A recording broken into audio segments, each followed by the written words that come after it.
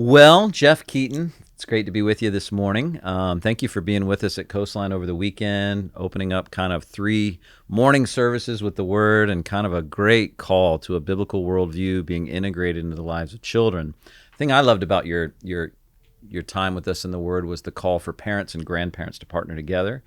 And we just wrapped up a great staff meeting where you kind of really called the staff to a heart for Jesus and also live in reality. It ain't heaven till it's heaven. I really like that. But, hopefully our conversation today, my hope and heart for it is that it'll be helpful to our families, our staff, our parents, everyone who's connected to the life of our school and our church.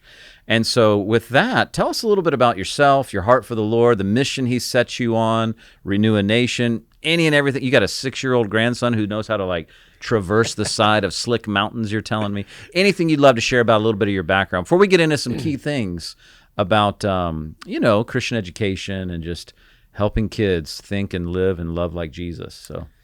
Well, Neil, it's great to be with you. I loved your people yesterday. Oh, thank you. I could tell that they're used to serious teaching from the platform. I love to go to a place where they're fed deeply because they're hungry for truth. Mm-hmm. And they overwhelmed our table at the back. Yeah. Had many wondrul conversations. We had a great sales lady too. Yeah, one of your ladies is awesome. Yeah. I've already recruited her to go with me somewhere else. That's right. So grew up in a big ministry family. My dad was a pastor and college president and a bunch of other stuff. 9 kids in my family. Today, I don't think I said this yesterday, but of the 175 Keatons, 90 of us, and this includes moms and dads and kids, are in some kind of full-time vocational ministry or preparing to go. 90 of 175. So that's, more than 50%. Yeah. I'm not that smart, but at least I can figure that out. It's crazy. That's awesome. It wasn't, my mom and dad didn't try to force us into that. My dad was full of hope. Okay. He believed in the gospel. Yeah. And he believed that Christianity and the gospel was the answer to all the world's problems. And it was contagious. It was contagious. And so we're into music ministry, preaching ministry, Christian education, pastoral ministry, mission, worldwide missions work. We're into all kinds of stuff. Yeah. Really, everything my dad was into at some degree, his kids have gone into at a much deeper level even on most of those things. So anyhow, that was my background. I praise God for my upbringing. My parents weren't perfect, but they loved the Lord with all their heart. Yeah. And so then I got married young, 19 years old. And I'm thrilled about it. We just celebrated our 38th anniversary on August the 1st. Wow. I'm not old enough to be married 38 years, but I am. Man, that's amazing. And we're not very Keaton-like. We only had 2 kids. 2, and there was a reason. It was hard on my wife in various ways. So I wanted to have a bunch more. But that's what the Lord gave us, 2 beautiful daughters, Julianne and Heidi. They are 29 and 32 years of age. And in the last 6 years, they've given us 5 grandbabies, and the 6th one is on the way right now. Not while we're sitting here, still being in the oven. If I wouldn't be. You wouldn't be sitting here if it was on. I'd be heading to. I'm actually heading to temple. Tennessee tonight to see my daughter and awesome. 3 grandsons that live there. And she's the one that's pregnant, or the one? Yes. Okay. Yeah, wow, but she's pretty early on. Okay. So that's awesome. we're excited. She's got 3 boys, so we're praying for a little granddaughter. Yeah, that'd be cool. And my other daughter Heidi, she has a little girl, a 2-year-old, and then a little boy, 1-year-old. Okay. So. Anyhow, but I got into the ministry when I became a pastor when I was 25, and pastored an inner city church in Miami, Fort Lauderdale for 7.5 years. God really taught me a ton down there, how to love people, no matter what condition they were in, where they were coming from. It was a beautiful group of people that God gave me. Shepherd. At age 25. Yeah, I became the lead pastor, and it was a little struggling church that hadn't seen growth in a long time. And if I could ask this question, just from conversations that we've had previously, that was kind of out of your context of culture. Is that right? Like just as a whole different season for you, and a whole different type of people group. I mean, Central Florida, South Florida, North Florida, where we are, those are 3 different worlds in and of themselves. But were you coming from Roanoke at that time? Indiana. Actually, I grew up in the Midwest. I grew up in a wonderful conservative Christian environment, and wonderful godly people, but very, believed in the Great Commission, but our churches probably wouldn't have had a lot of new converts, that kind of thing. Had some.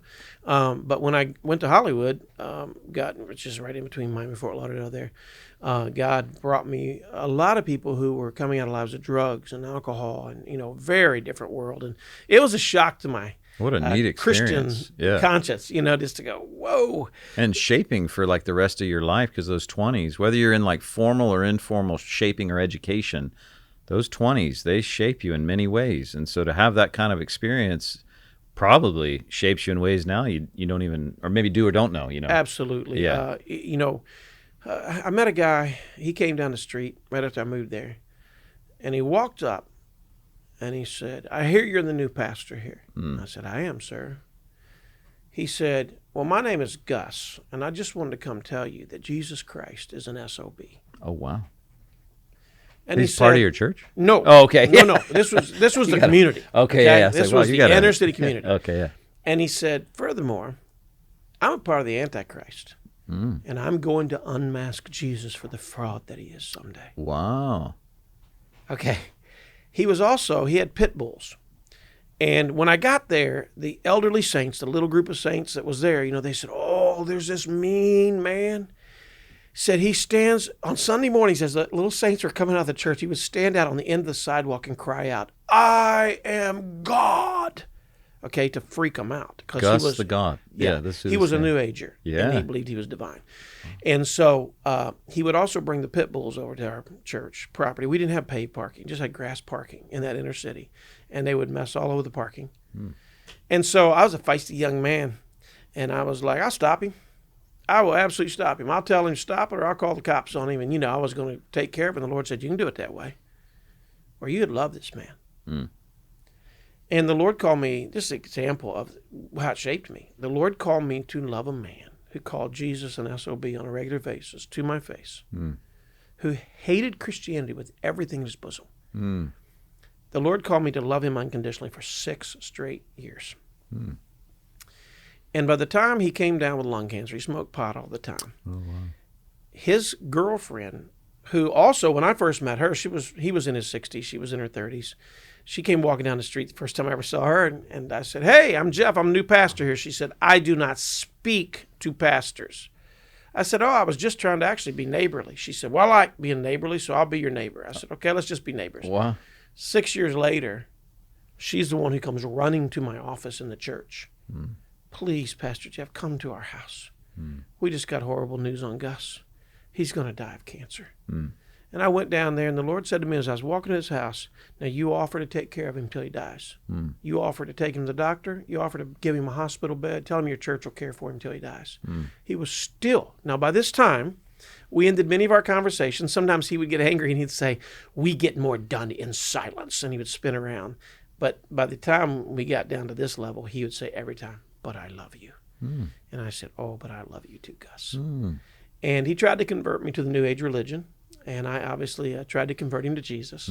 I shared the gospel with him 1,000 times. One of the last things I said to him, I don't know where this goes, but I don't know why I'm talking about all this, but one of the last things I said to him is, every time I told him when he was dying that we were praying for him, he would say, there is no God. Do not waste your breath. But if you want to send me positive energy, do that. And I said, that night I went over after church and I said, Gus, the whole church prayed for you tonight. And this one night he goes, whatever works, man. Whatever works. And then he said to me, one of his closing statements was, oh, Jeff, I hope the universe will be fair to me when I die. Oh, wow. And I said, Gus, you don't. This was one of the last things I ever said. Gus, you don't have to hope that the universe will be fair. If you will trust in Christ alone for your salvation, he will save you right here, right now. And you can know. And, he died, and I was kind of heartbroken because I kind of thought the deal was, Lord, if I put up with him and love him for 6 straight years, he will get saved. And when I was out of state when he died, and I got the word, and I was so disappointed. Honestly, I said to the Lord, what's the deal? I thought if I invested in this man for 6 years and loved him unconditionally, you would save him. And the Lord said, you thought this relationship was all about Gus, but it was actually a lot about you. You had to learn to love the unlovable. So that's the kind of stuff that was deeply ingrained in me in that first ministry. Well, let me say something about that I really appreciate. my first encounter with you is in, I don't know, you'd call it an overly formal setting, but it's the first conference coming from Calvary Chapel that I had ever been in where they said, you do need to wear a coat to sit in the, I was like, okay, well, I'll do that. I mean, I'll do. Yeah. But, you were in a setting that's academic. You're in Yeah. a setting where, hey, these are the guys coming up to help us have a better sense of why a biblical worldview is so important. It's an academic setting. Yes. And, and so and you serving in a way that's, your entire life is about ministry. It's so easy to slip into. That's what I do, Mm-hmm. And so to hear from you that no, the Lord gave me this opportunity, this call, this mission to just serve right where I was, one person, Yes. because I'm a Christian, because I'm a neighbor, like you Yes. said. Yes. That is so refreshing because in my limited experience, it does become increasingly rare as people go, well, what I'm doing today is sitting down for a podcast, or what I'm doing today is preaching this thing or writing this book or Yes. doing this or that. And something you just shared with our staff just moments ago, just about don't be a ladder climber. Don't be someone that has any other burden other than just, Lord Jesus, I love you. I want to know you. I want to help others do the same and just be trained and released to love and serve you in the way they're wired. Yes. I appreciate that because I just think what all of us want is we want reality. We want the sense of authenticity. We want this sense to go, this isn't just something you're propagating. Yes. This is something that's really real to you. Yes. And no matter what, you would be there in the trenches with whoever it is. Yes. And so I appreciate that. And I love that shaped you. And that's been, in our encounter 2 or 3 times in person, 4 maybe. That's my experience is, Jeff seems to really believe what he's saying Wow. and lives it. And so that's one of the reasons I'm just honored to be able to sit down with you today. Well, we've heard a little bit about, who you are, which I love because that's where authentic ministry comes from, is intimacy with Jesus. But tell us a little bit about Renew a Nation, but just before we talk a little bit about maybe Christian education and how that impacts our little world here at Coastline. But yeah. So in 2000, God called me to leave South Florida and move to a more rural church setting in Roanoke, Virginia. And through divine providence, at that time I was open to placing my children in the local public school there because one of my main board members was a county board of supervisors member, and he told me those local public schools were pretty much Christian schools. He said they got Christian administrators, teachers, and I was open to it. I was like, okay. My kid was going into 2nd grade, my oldest child, and I went down to the local public school and just did an interview and became very convinced in a 30-minute interview that this actually wasn't Christian at all. They were going to offer my daughter sex education in the 2nd grade, etc. Wow. And this was a little rural country school, and I have no doubt there's wonderful Christian teachers and administrators throughout that. But the lady that was doing the interview had New Age symbols dangling from her ears. And with all my involvement in New Agers in South Florida, I really could feel it. Remembering Gus, yeah, exactly. And so I was like, that's the day I said to my wife, I don't think that I can allow anyone like that to have access to my 2nd grader's mind right now. I don't think that's what I need to do. And so within 2 years, God, through his providence, we launched a Christian school, and I watched it go to hundreds of kids over the next 7 years.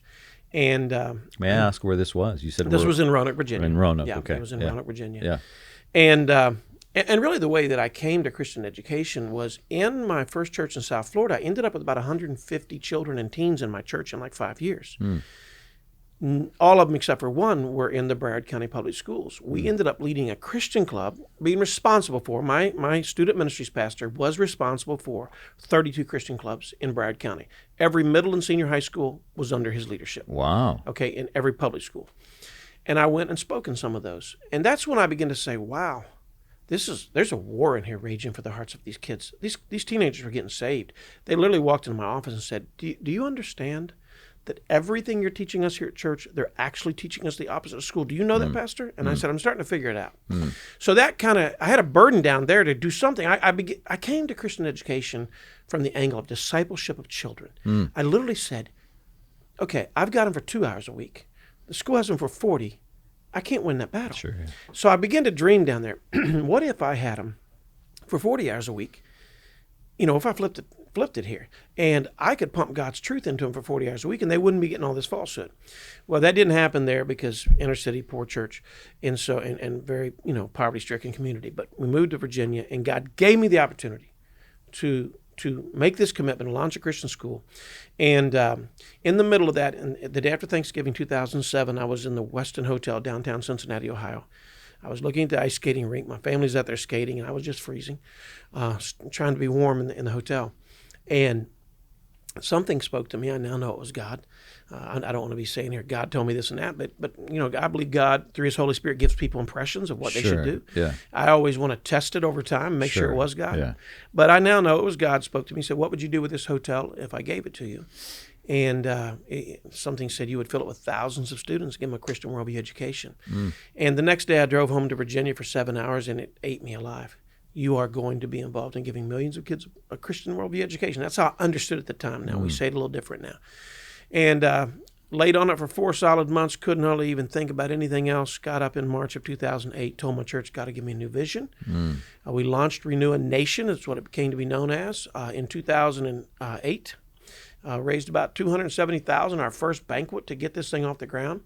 And just for people who might be watching this have no idea what Renew a Nation is, our vision is to transform culture by giving millions of children a biblical worldview. And our mission is to inspire and equip the family, church, and school to give the children in their care a biblical worldview. We have discovered that when you get the family, church, and school all teaching God's truth, that's a 3-stranded cord that's not easily broken. I continued to pastor for 3 more years, had a wonderful church in Roanoke. But then God told me to abandon it all and just go jump off a cliff and start this thing from scratch. And I starved to death from 2012 and 13. I literally ran my personal credit cards up to $66,000. Wasn't getting paid, didn't seem like it was taking off. The vision never dimmed one day in my heart. But, buddy, the thought that I had the ability to do anything with it was destroyed. Was waning, yeah. And since then, as God has blessed us greatly over the last number of years, the Lord said to me a few times, it seemed like I had to get you so low, you would never take the credit. What's Tozer's quote? Before God can use a man greatly, he must wound him deeply. Oh, yes. That kind of dynamic. Yes. You look at Moses, you look at Abraham, you look at anybody. And really, in 2009, I felt like the Lord asked me, are you willing to pay the price this vision is going to cost you? And there was some stuff that started in 9. In 2010, Satan attacked my life in a very unique and strange way that would like to kill me. And then the Lord took me through this wilderness all the way up through really into 14. It was 5 years, I'm not kidding you, of intense suffering. And the Lord kept saying to me during that time, you're in the wilderness, stay true to me. This is my work. And if I want it to go, it'll go. And it's not going to be up to you. And only by the beautiful grace of God did I stay with it. And then the Lord began to do miraculous things to bring us today to where, we've got a bunch of people working for us all across America. We got 7 schools opening this month somewhere in America. We got a bunch more in the pipeline. We got schools we're renewing. We got a family ministry academy. It's incredible what God has done. But getting here, and I don't doubt that we'll have many more struggles. Sure, yeah. But, I've learned, and this is probably important for somebody listening, that if you're going to do anything significant for God, you're going to go through wilderness periods. You think about it. Jesus, Moses, everybody, Paul had to go away for a couple years. The Lord has to make sure you're going to trust Him, maybe dependent on Him. And I shudder when I think of how tough that was, that period of time. And I don't want to go, I told you my brother's wife passed away over the last 5 years. And he went through 3.5 years of her suffering.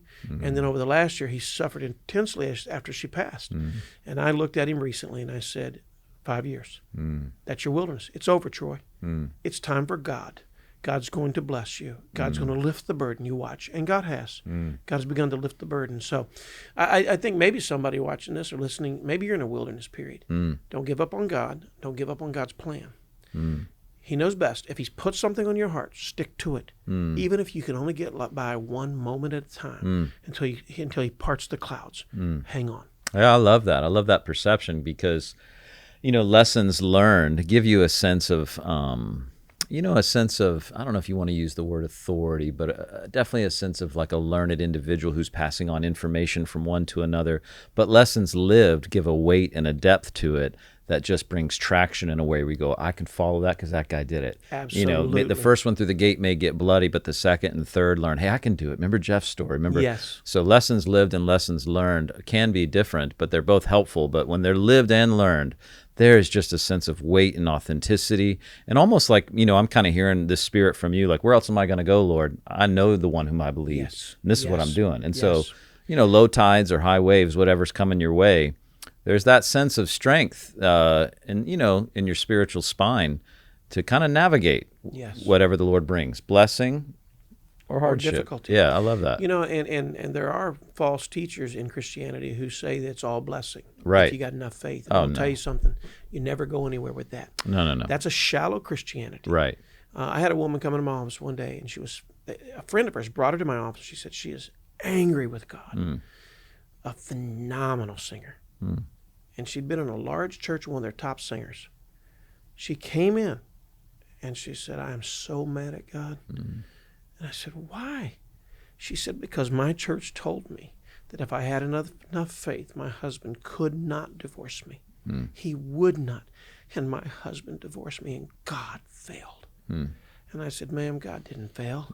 Your church failed. Right. They didn't teach you the truth. Right. So the point is, suffering is a huge part of the sanctification process. Absolutely. In the life of a believer. Yes, the crucible of character. Yes. I mean, without it. I think, and you've shared this before, maybe it was yesterday or in different conversations that we've had, but you got to know what the bullseye is. What's God going after? He's going after your transformation to be more and more like his son. Yes. After character than comfort and all those things. And so, was it Martin Luther who just said, affliction's the best book in my library? You know what I mean? Yes. Like, that's the tool God's going to use. And but we all pray to get rid of it. Oh, yeah, absolutely. We don't like to live in that book, but we're thankful for it. Yeah. Well, let me just say this. From kind of that place of perception, I've got a few questions from some of our administrators. I'd love to just ask you, as we've got this opportunity to share with those who are taking in this content, just a little bit about our school, maybe even speaking to some specifics, but just in general, helping children have a biblical worldview. So can I just ask you a few rapid questions? Okay. We're a relatively new school, so I think we know that we're learning. But we're committed to growing. And so with that kind of as a backdrop, one of the things we want to make extremely clear is that we don't want families to choose Coastline Christian Academy or any kind of private education that's Christian simply because they don't want their kids in public school, simply because I just want to put them in an environment that's safe. I'm kind of the opinion, I'd love for you to help me see this better if I can, that safe. Is there such a thing as any place that's safe from the world, the flesh, and the devil? Yes. I don't know about that, but here's what we're after. We're after a partnership, relationships that are built on trust, respect, shared desire for discipleship. So here's my question. In your experience, what's the best way for us or schools or youth ministry, whatever, to communicate this vision to families so that expectations are aligned right from the beginning, that we're not just here to kind of retreat from the public school. We want a partnership built on trust and respect, and a shared desire for discipleship. So how can we get better at that as Coastline Christian Academy? Well, every parent you have needs to read my new book. Oh, there you go. It talks a lot about this. What I would say to anybody working in a school setting, so this is one of my concerns, you might say, about what I would call is non-Christian education, all of its various forms. There tends to be this thought that the educators are the professionals and the parents are secondary.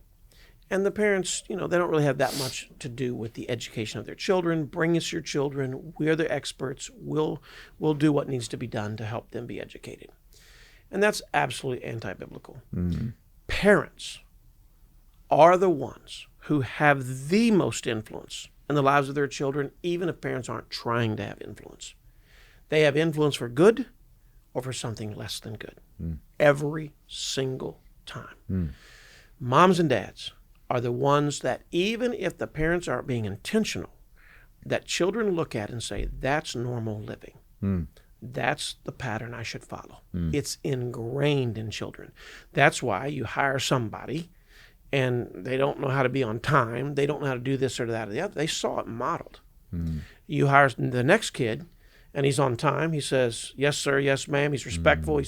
He watched it. It was modeled, okay? So what I would say to parents is this. I want to get to the ultimate purpose of Christian education in a moment. I really do want to make a point on that. But I would say to parents that you are in charge of your child's development and discipleship. And education is nothing more than discipleship. But it's formal discipleship in the sense that the goal of the Christian school is to teach a child God's thoughts about everything. Math, science, business, history, law, government, medicine, ministry, family. God has thoughts about all of those areas. And as you heard me say earlier today to your staff, the one distinctive of Christian education is that it can destroy dualism, or what we call the sacred-secular divide, whereas a kid who's in a non-Christian school, be it private or public, for 13 years, where God is never once connected to any of those subjects, to the real world, that kid begins to assume that God is irrelevant to everything except for church, reading the Bible, listening to Christian music. Right. And so they may actually fall in love with Jesus and go to church, but they don't know how to take Christian thought and practice into all the world. And the only way we're going to transform society is to take God's thoughts into every sphere of society. We need our bankers to think Christianly. We need our engineers to think Christianly. They need to know why all of this stuff matters. God created money and economy and all of these things for a very distinct purpose, for human flourishing. And the goal that what we're trying to accomplish in Christian education is to raise up a new generation of young men and women who will think so Christianly that they'll go into all of these different areas of life and bend creation back towards God's design. So let's just say they go into car sales. What would the owner of a Christian company selling cars, what would they do differently? Yes, first of all, we know they'd be honest.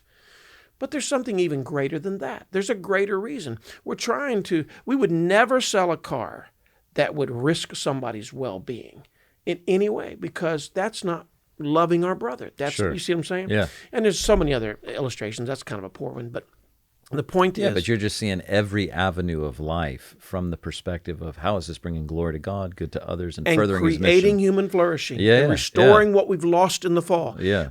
I like to say our attempt is, I think it was John Milton said, our goal in education is to help children restore the ruins of their first parents. Think about that statement.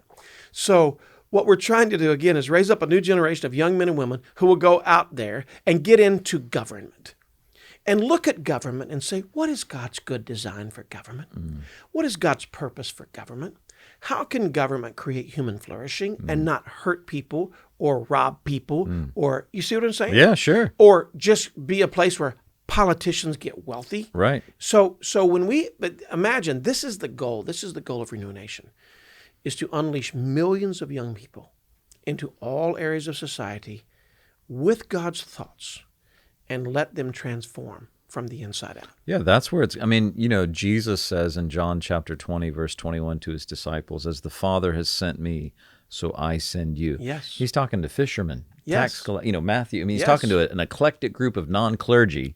I'm going to send you. Now, we know that they became preachers and leaders of the... Absolutely. But I just think this idea that you are sent into that family, you are sent into that classroom, into that mechanics workshop to live on mission and not to just get converts, right, but to see everything bring glory to God in a way that it flourishes, like you're speaking to. So I think that's paramount. You know? Here's what I love to say.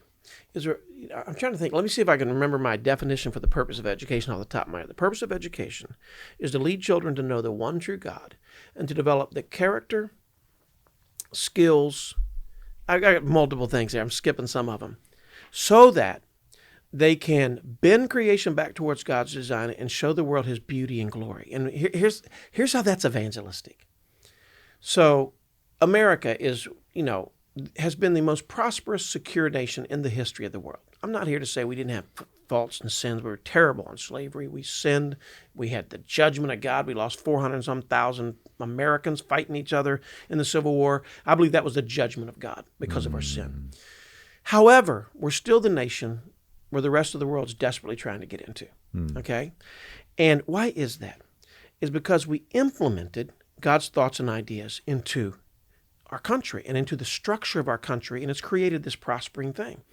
I was sitting on the plane with a Palestinian woman, a Muslim. She was a very sweet lady, and she said to me, "You Americans don't know what you have." And I said, "What do you mean?"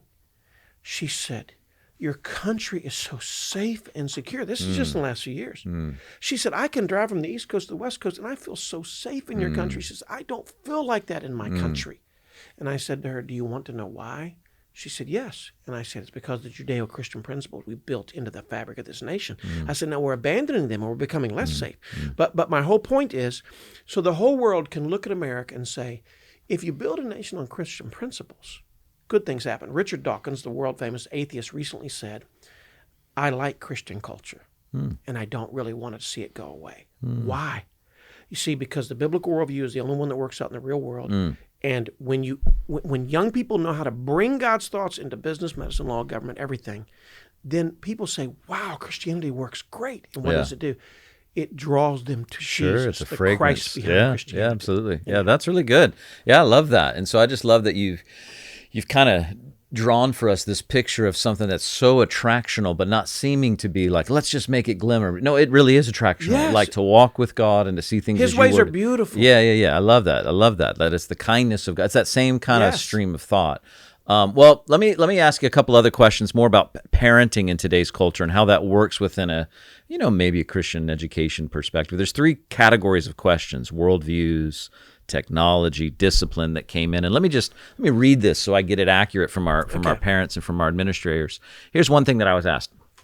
Okay, so parents today are struggling to explain contrasting worldviews. I mean, they've got screens in front of them all the time with people that are preaching at them. Kids wouldn't see it as preachers, but that's what they are. Okay, so especially around cultural topics like same-sex marriage or gender identity. So what advice would you give to parents trying to clearly distinguish biblical truth from secular perspectives for their children? I'm going to say to parents that if you're not willing to educate yourself on these issues, you will be at a loss. But the resources are unlimited right now. I just read a great book by Natasha Crane, When Culture Hates You. I read a great book recently. They made a movie out of this book. I didn't even know that I didn't know this is where the movie came from, but I read this book called God's Not Dead by Rice Brooks. Phenomenal book that answers even questions like, sometimes when I'm sitting next to an atheist on a plane, they'll bring up physics. And honestly, I'm not a physics guy, so, they kind of spin my head sometimes. I was actually listening to this book, God's Not Dead by Rice Brooks, and he got into that issue, that subject. And the way he explained it from a Christian perspective, I was like, man, I wish I'd have known that when I was talking to that atheist. So I'm not trying to be overly simplistic here, but Christian parents today have to educate themselves in the issues of the day. So Mama Bear Apologetics, she wrote a book, they wrote a book recently, Guide to Sexuality. Every Christian parent should have that book. It deals with this gender issue very seriously and very excellently, not shallow, not throwing bad names out at people. Nancy Pearcey's book, Love Thy Body, is probably the best book on human sexuality I've read in maybe ever. It shows how that current culture devalues the human body, and that's why we think it's like you can throw it away, basically, one way or the other. So I don't just mean to give a list of books here, but I truly, and there's some great podcasts like Mama Bear Apologetics. I believe she has one. Allie Beth Stuckey. She's somewhat a little bit more political, but she is dealing with a lot of these issues. So for busy moms and dads, maybe you have to listen to books. I listen to a lot of books. Sure. My new book, Saving Our Children World Gone Crazy, should be on Amazon any day now. I read the book, and the audio version should be available. Oh, cool. But a lot of these other books are available as well. And so I don't mean to be simplistic, but I can't just give them an answer if they're not willing to educate themselves. Yeah. And the best way I'd say for busy moms and dads is podcast. Yeah. Great podcast. Yeah. Excellent books that if you don't have time to read them, listen to them. Yeah.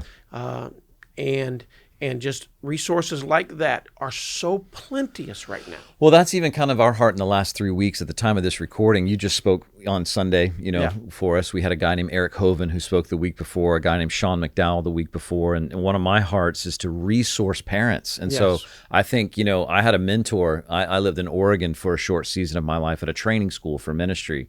And one of kind of our original Calvary Chapel founding pastors by the name of John Corson was a guy that invested in my life tremendously. And he used to say this. I was in a group of about 12 to 15 guys. We each had our own log cabin, spent 6 hours a day, 6 days a week with John, kind of like this discipleship model. But he used to tell us this: boys, if you want to help people become wise, you constantly have to tell them the whys. This is why, this is why, this is why. And without that access to resource, without being willing to go, hey, I'm going to fight for my kids. I'm going to learn this. They don't want platitudes. They want to hear, tell me why, And I think there's a balance to that where sometimes, with our relationship with God, He's God. We're not. We do what we do because He's God. Right. So sometimes there is this balance, especially with younger children. We're like, hey, listen, Mom and Dad say so. That's all you need to know. Oh, and that's perfectly good at certain ages. And then as they get older, though, I think someone once shared this with me. You said, Neil, with your kids, just like when you change countries and you got to do a currency exchange, you have to have a currency exchange of communication, but also the way you parent, where there's control when they're young. Yes. Don't stick that fork in that outlet. You don't try to convince a 3-year-old. You take that fork away. Right. But when you have a 17-year-old, you have to reason. You want a relationship of influence. Right. And so I do think influence isn't going to come if you don't know what you're talking about, Dad. Right. It's just still that because I said so. Yeah. And there's a balance of that. But I do think healthy resources. And so I appreciate that perspective because we don't want people just to go, well, just tell me what to say. No. It's the honor of kings to search out, so go for it. And I would highly encourage parents to start early. Yes. Because once they hit adolescence, it's more confusing. Yes. So I do believe you should answer as many questions as you can, as early as you can. Yeah. Okay? Josh Mulvihill has a book called Preparing Children for Marriage, and we're actually renaming the whole book and releasing a new edition soon. And it's really how to talk to kids about sex, dating, marriage, etc. And Josh says, I've been with him, people ask him, when should we start? He said, as soon as they can understand anything. You don't give them the big details when they're little, but you start saying, God created mommy, daddy. Okay? You start laying the foundation for what is normal. Yeah. What is routine? What is God's design? And so I would say, it is a mistake to wait until middle school to start talking to kids about big issues. Right. You got to be age appropriate. Right. But the reason, so if you see an issue, I'd say to moms and dads, if you see an issue in the culture and your kids are getting buffeted by it, you got to dig in right then. Right. You go dig in. Go listen to 3 podcasts on it. Right. Go listen to, well, if you and I were saying, hey, let's go deep sea fishing, we wouldn't just go, well, tell me what, you'd be like, hey, what pole do I need? Exactly. What do you do in deep sea fishing? If you were doing something that was of interest to you, golfing, whatever it is, you go, okay, well, what's the best driver? When do I need it? All those things. And so I think that hunger and passion for your kids, should drive this. Give me the resources, So I think that's so good. I think, to be honest with you, I want to say this kindly, but parents are lazy. Mm-hmm. They want a professional to fix all this. They want the pastor. They want the Christian school. They want somebody else to take care of all this hard business. No. Yes, the parents, the grandparents. You have to win. So right now, my little 6-year-old grandson, next 2 or 3 days, I'll have him. I'll have my 3-year-old, and I have my 1-year-old or 2-year-old there. Marshall, Henry, Josiah. I'm winning their hearts right now, so I can win their heads later. Mm-hmm. So I am really just learning that they love me because when Papa shows up, I'll pull up. If I tell Juliana when I'm coming in, they'll be waiting on the front porch. They almost run into my car. They come flying off the porch. I'm like, oh no, I'm going to run over one of my grandkids. And because Papa is coming with life. Coming with energy. And the first thing Marshall will say, can we get on the 4-wheeler right now, And he wants to just cruise around, So the point is, but I'm already starting to answer the whys with Marshall. He's 6. Yeah. He's got an inquisitive little mind. Yeah, I have a 6-year-old son who turns 7 a week from tomorrow. He is the king of questions. There you go. Dad, what about this? Dad, about that. And so, in your flesh or in your fatigue, you can say, son, but what we've encouraged is his name's Leonidas Ulysses. I love what we tell Leo is keep asking questions, Leo. Keep asking questions. So he just asks them all day long. Well, and they are sponges when they're little. Yeah. And in many cases, yes, they have rebellion, but it hasn't really sprung to life at a high level. So they have the faith of a child. And so they can really imbibe this stuff. And I really believe in getting your children to Jesus early. You don't force them. Don't try to convince them they're saved because you talked them into saying the sinner's prayer. You got to be careful with that. Sure, yeah. But the bottom line is children do get saved. And when they do get saved as a child, they're easier in the teen years because they do have a desire to serve the Lord. They'll still struggle, and you'll still have some difficulties and challenges, but they'll have a strong desire to serve the Lord, and that makes it a lot easier. Well, one thing I'd say maybe before we move on to that next category that you said that really resonated with me is if I can work hard to reach their heart, I'll put in my own language, but I'll have the permission to reach their head, or they'll trust me with their head. And I love that because it reminds me of something, maybe it was 20 years ago, maybe not as long ago, but we had Josh McDowell here. And he said something from the stage about his son, Sean. He said, when Sean was little, every 6 months it was something new. Oh, it's cars to now, and now it's fishing or baseball. And he said, I'll tell you something, whatever my son was into, I was into it. And I would have a peer group that would say something to the effect of, hey, in 6 months, it's going to be something else. And he said, yeah, but let me tell you something. When he was into cars, I got connected to a NASCAR guy. We went down and saw the car. And he just said, I spoke his language where he was in that moment. And he said, and Sean never forgot that. Yes. My dad cared. That's what he's communicating. Nothing to do with 20 car. years later, Sean's at your church. Right, yeah. And what a neat thing it is. And I shared that story with Sean. He goes, I can tell you about that. Right when I was on it. And it made this impression. And so I saw a video of Sean yesterday with his dad. His dad, who's, in a different season of life, yes. He's right there next to him. Yes. And, you shared something about maybe a principle from your book that part of the reason you want a biblical worldview ingrained within the life of your children is so that when they're older, they don't break your heart, but yes. you said something, bless your heart. Yeah. And that I see that in that relationship yes. to where when Josh was a younger man and when Sean was a kid, he's going after the heart of his kid. And so some of it's so simple. Hey, just love your kids. And as it comes up, last thing I'd say about this is the Duck Dynasty guy. He went to heaven this year. And I remember, he's teaching his grandsons about reproduction. So let me just show you what a crawfish does. Something like that. Yeah. He's like, that's how you do it, boy. But it's like, that's Deuteronomy 6 to me. Yeah, As you're going, you're sharing. You don't have to, sometimes you need to sit down in a setting, and other times you're fishing. And you're living, and they're watching your life, and they're watching your spirit and your attitude and your authenticity. And if you fail, you must apologize to your children. Let me just say this to parents who might watch this. This is critically important. And I talk a lot about this in my book. The number one way to save your children and get them to Christ is to be an authentic Christian yourself, not a perfect parent. But if you fail, if you sin, if you discipline them and you were wrong, you find out later, you must be humble. You must apologize. My father came home from a busy trip. My dad was traveling all over the place at that time, and a bunch of us kids apparently disobeyed him. He'd give us instructions before he'd leave, and then he'd come home. You got 9 kids, you expect something to be done. Sure. Well, I'll be honest with you, my dad, who's a wonderful man, but he lost his temper. And I'll be honest with you, he was yelling, hollering. We'd never seen him do it. Now, my dad was a disciplinarian, so we gotten plenty of spankings and stuff, but we were not used to him being upset. Really this mad. Yeah. He was mad as all get out. Yeah. So we kind of scattered to the 4 corners of the house. And what I remember is my dad came and got me and my brother Jimmy, and he got everybody else, and he brought us in the living room.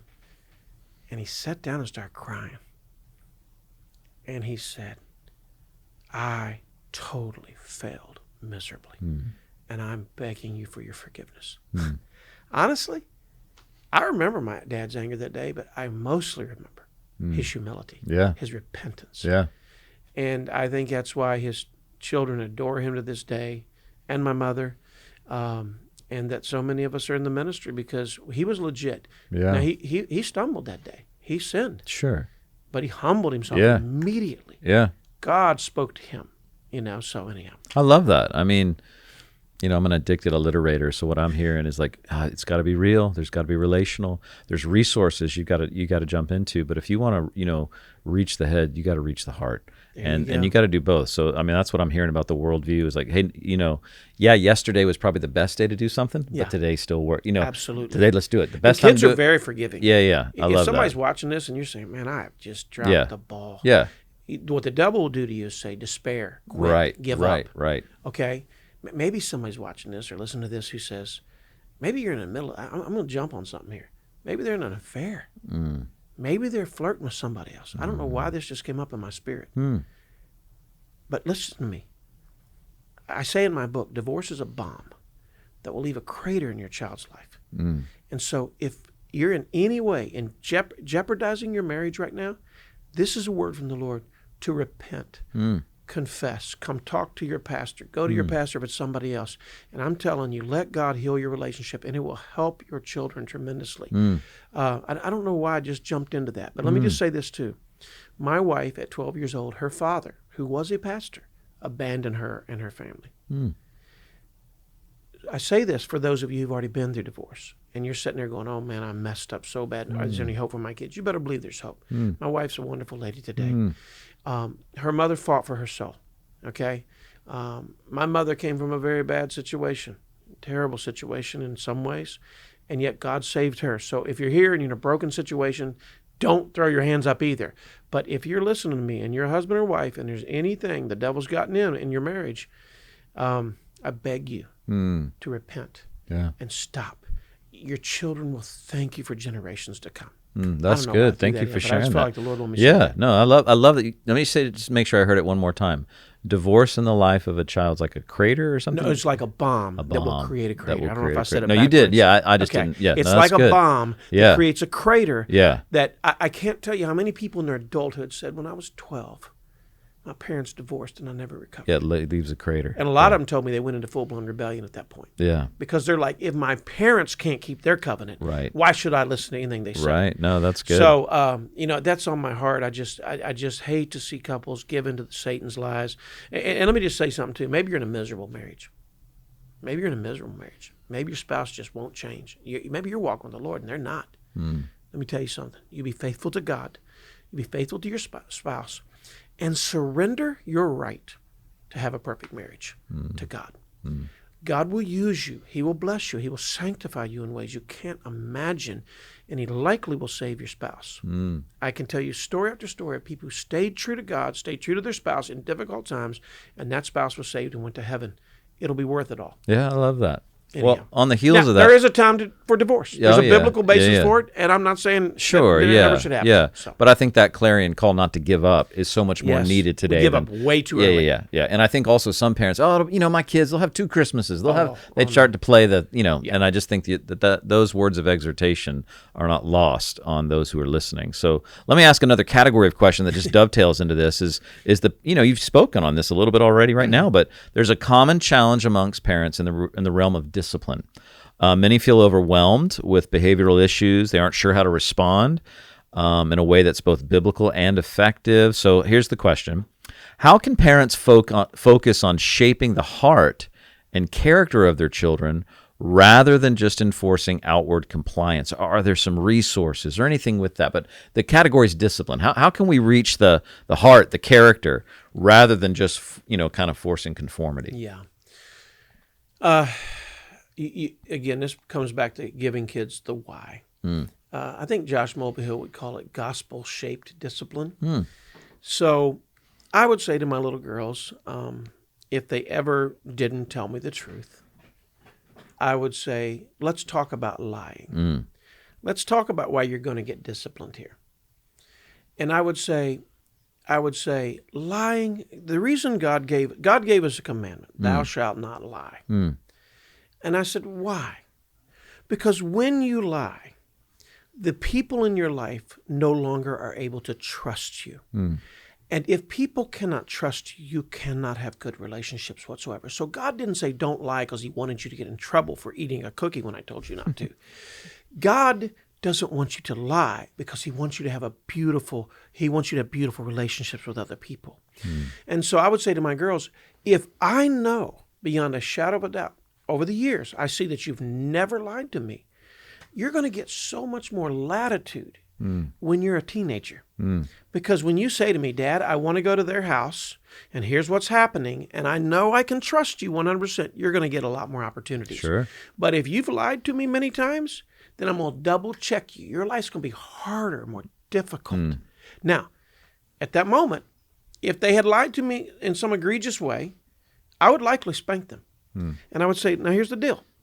I'm going to apply corporal punishment here because you need to know this is going to show you the physical pain you're getting ready to experience is nothing but, just a shadow of the actual pain that lying's going to create in your life. Sure. And I want to help you learn this lesson.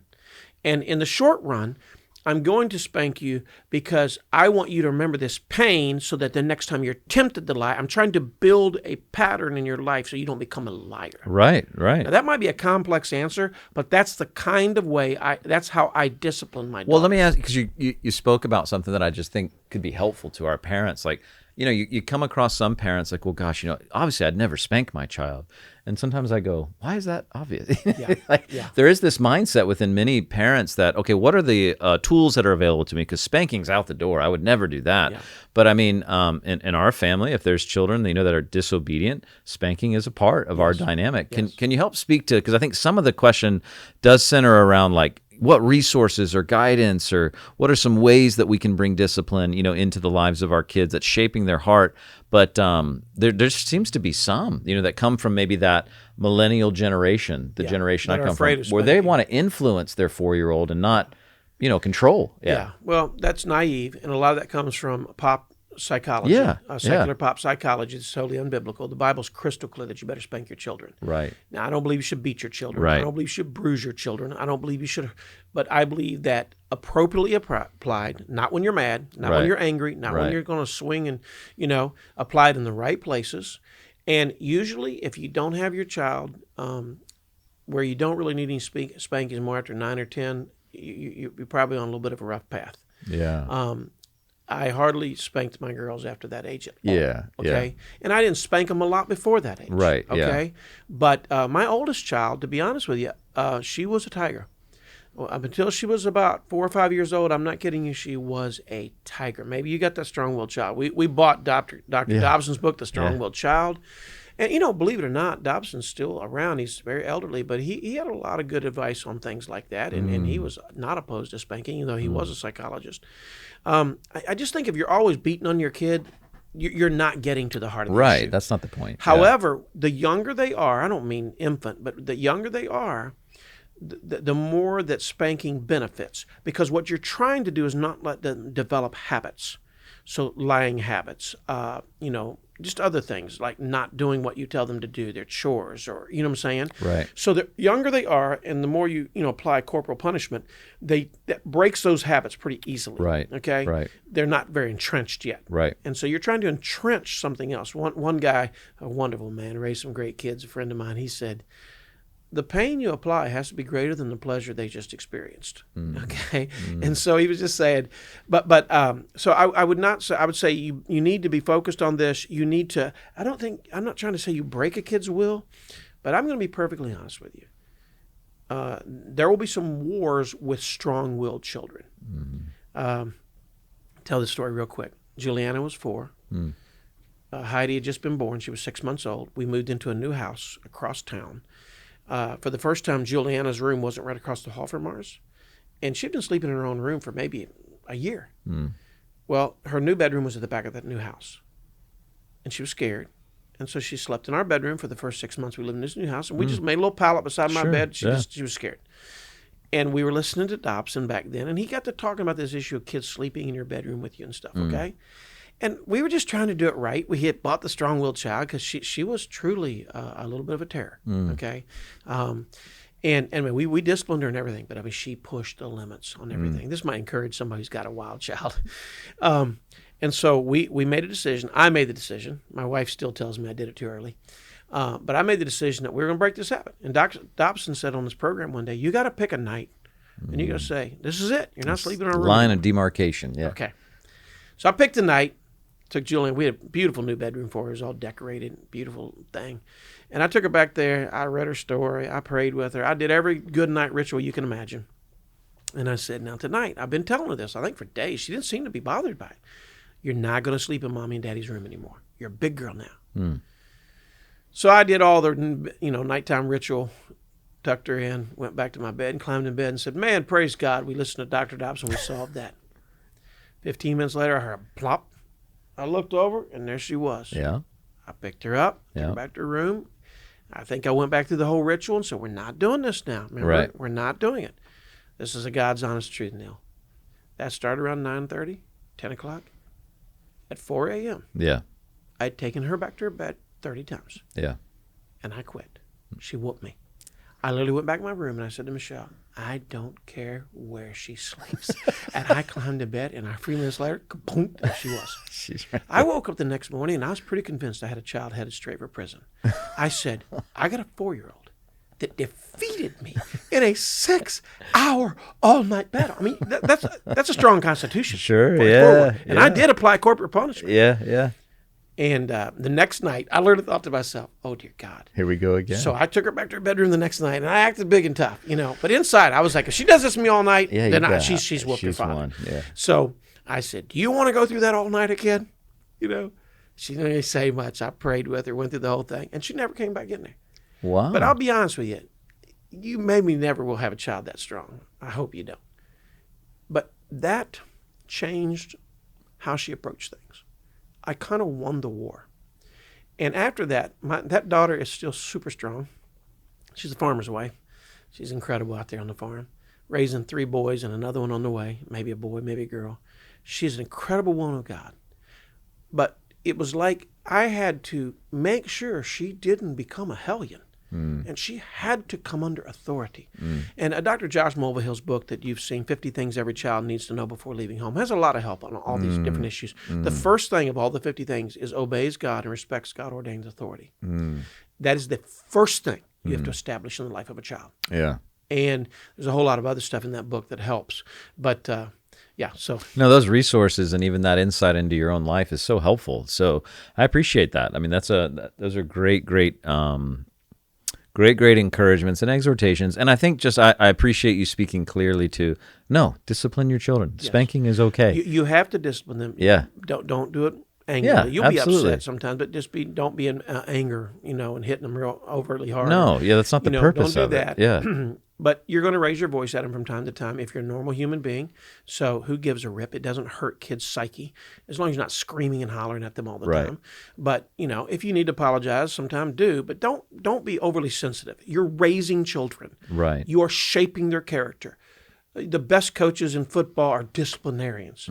The best parents are loving disciplinarians. Right, yeah. Okay? Yeah. Loving first, Yeah. but discipline. If you love a child, I used to say to my kids, you know why I'm going to make you do this?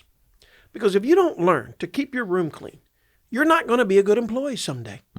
If you don't learn to do what you're supposed to do now, I'm setting your whole life up for failure, Yeah. and I am not going to let you be a failure. Yeah. Yeah. Okay? Yeah. So I think parents, and quit trying to be their best friend when there's, I had a wonderful time with my children.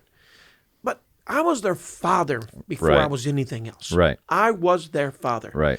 And again, when they got to be teens and they disagreed with me, and again, I can tell stories all day, but Juliana worked in the Sarah Palin campaign. She was 16 years old.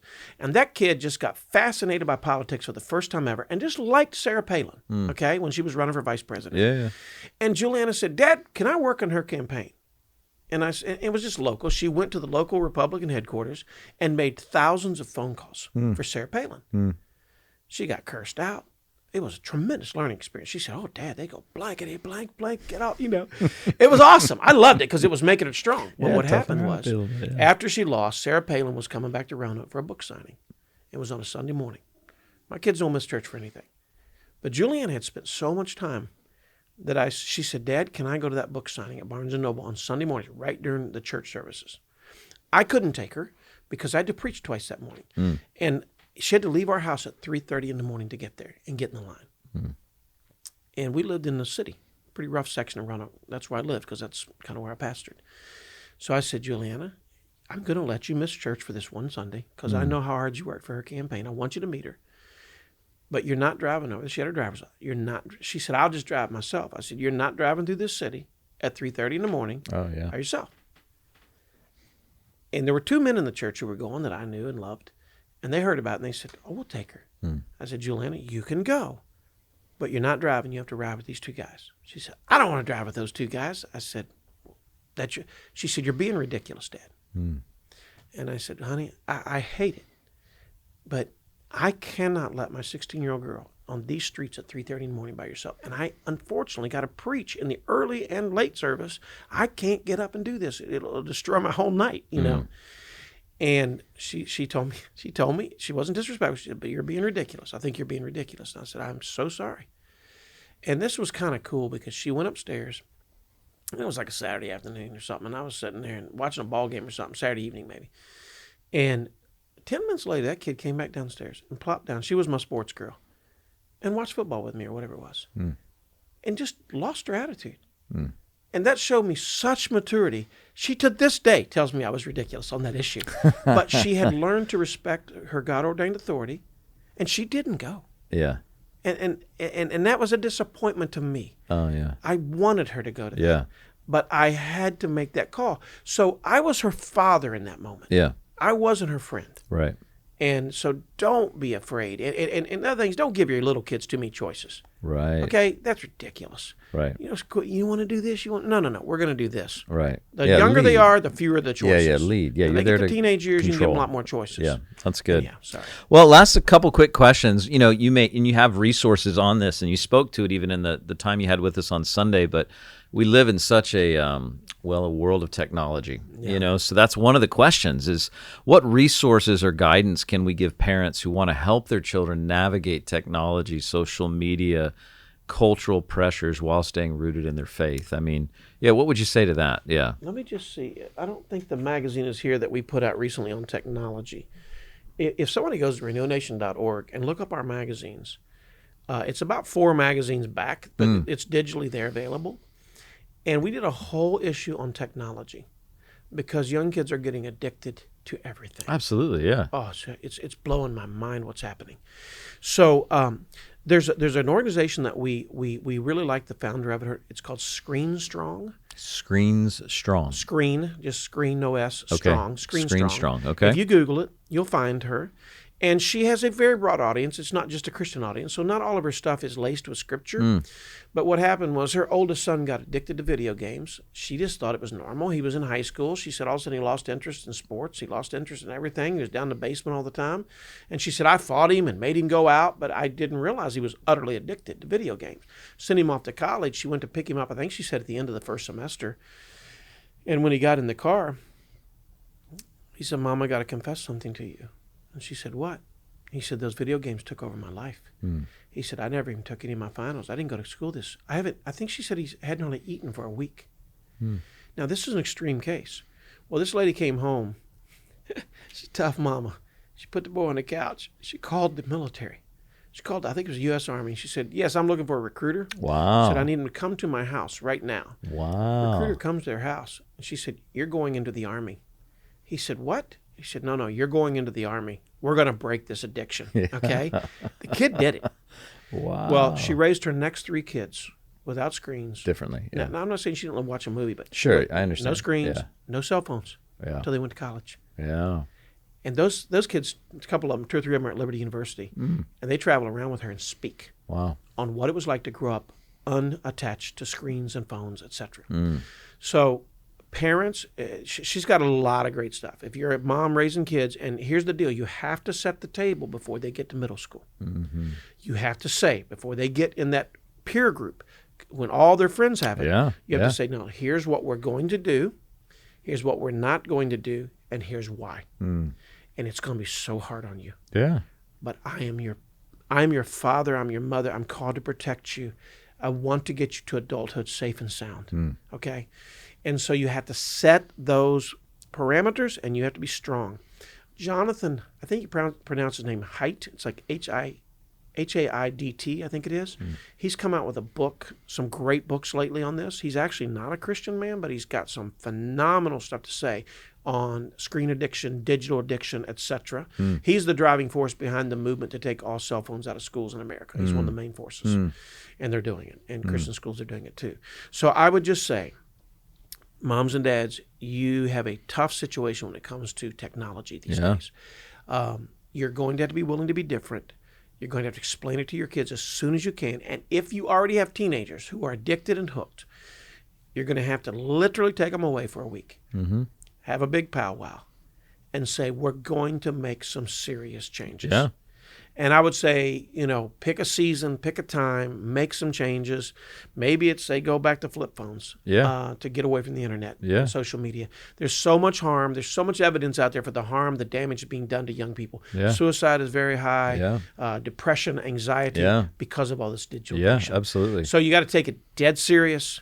You got to treat it like it is a threat to your children's future, because it is. And some of those resources that you mentioned, do they kind of give some explanation of like how does one integrate those dynamics of the world that we live in now with so much technology being a part of everything that we do, about how to kind of have appropriate relationship to some of those things? Because I love everything you're saying about setting the table beforehand, kind of doing triage if you need to, if you're in the middle of it. But, like as you mentioned with your own daughters, raising their own kids and doing those kinds of things, when they move forward and have to make their own decisions about things, just some resources, and maybe it's from your own ministry, like you mentioned from Josh, but of how to have an appropriate relationship with that. Would any of those resources kind of speak to that closing part of that question or that category? I think the 50 Things book would have quite a bit to say about that. Talks about some of that. And then probably preparing our children for marriage would definitely, the new edition that's coming out will be up to speed significantly on the digital stuff, and even on things like transgenderism and all that. Yeah. So we're really updating that book. I love that. So that one would be there. And then there are tremendous resources today, out there available.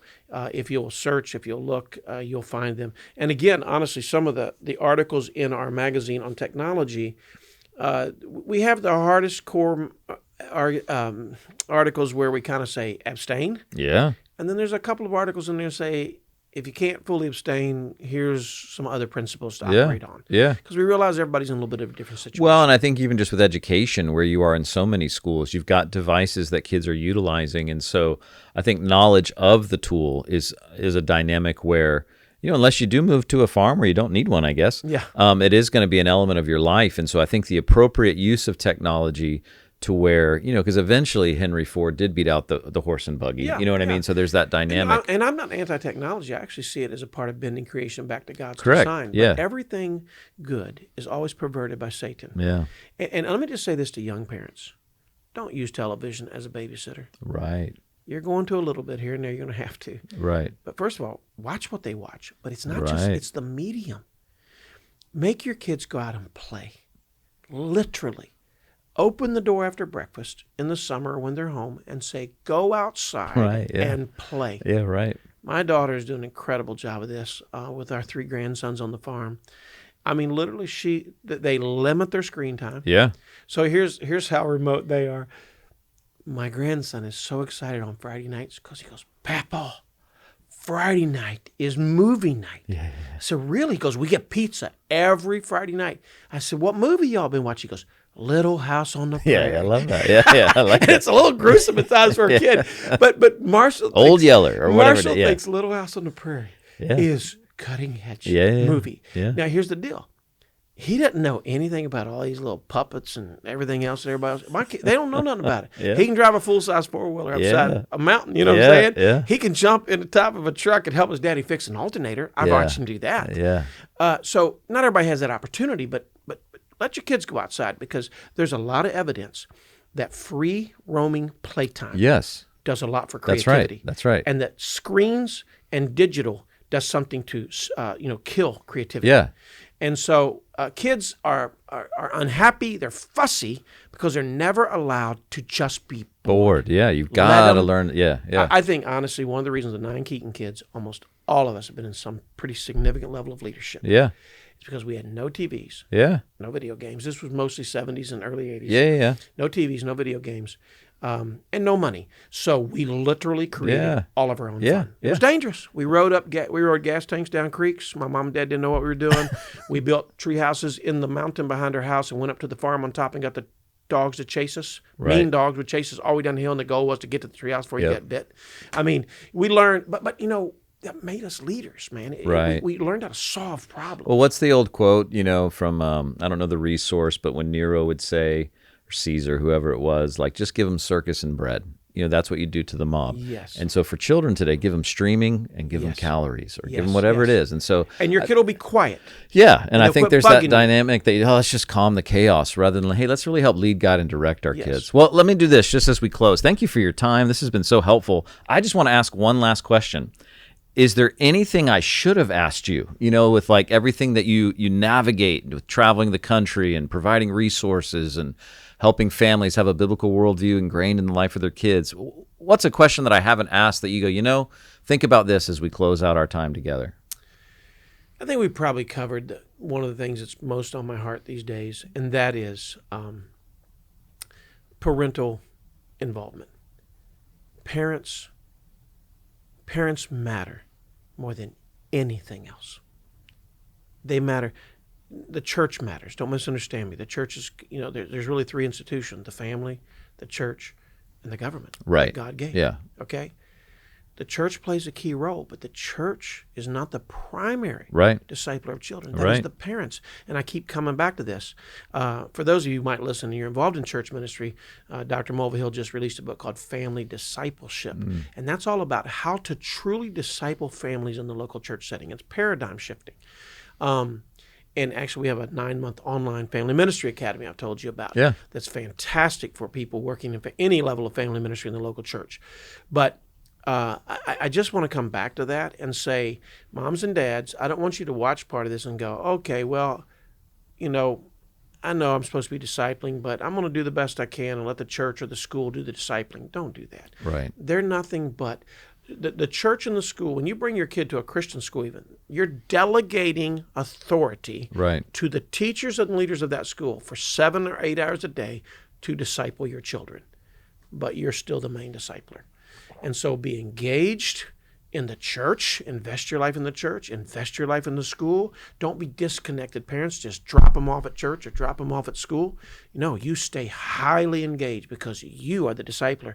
And the other reason is if something's not going right in school or in the church, you need to be aware of it. Yeah. You don't need to let something happen to your kid and you found out about it 10 years Yeah. from now. I love that. So Yeah. I would stay focused on discipling your children, loving your children. And let me just give you something really simple.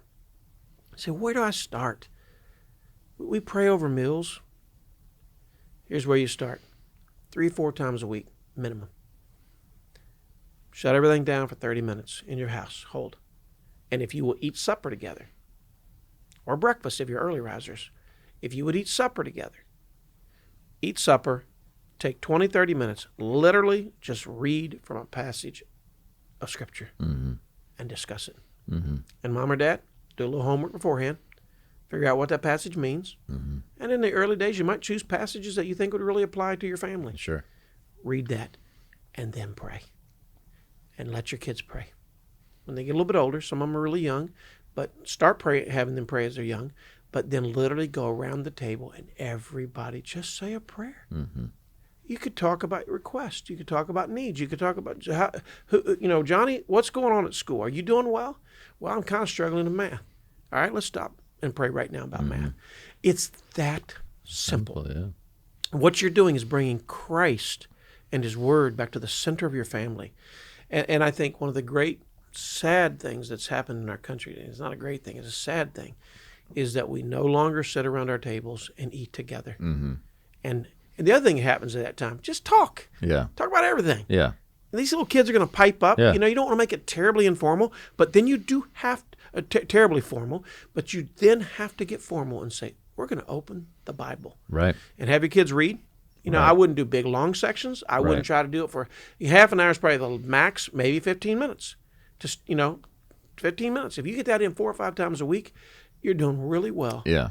And there'll be other teaching opportunities. And I love that, and thank you for sharing that. In our family, that's been such a rhythm for us, so much so that I appreciated with the fullness of summer, one of my teenage daughters said, I just can't wait till we get back in the rhythm of sitting at this table together every night. I Yes. thought, I love that you're wanting that. Yes. Because it has been a part, but then when kids get sick or there's a mission trip here or an event it there, gets messed up you in get summer, wobbled, but yeah. I love that they want it. Yes. That's what I'm loving about it. Yes. And I love that it is simple. You don't even have to have a degree for that. You don't have to have experience for that. You just sit down, talk to your kid. Your kid, read Proverbs 3 or, Yes. whatever daily reading you're reading. But thank They you. will ask you questions Yeah. that you can't answer. Yeah. But here's what you do. Don't fake it. Yeah. Just say, I'm not sure. I don't think I have a great answer for that, but I will have one by the next day or they'll two. respect that more than anything else. Yeah. Well, Jeff, thank you for your time. Really appreciate it, and we hope it's helpful to all those who are taking in this content with us. Thank you, Jeff. Thank you, Neil. God bless you, brother. All right. Thank you, sir.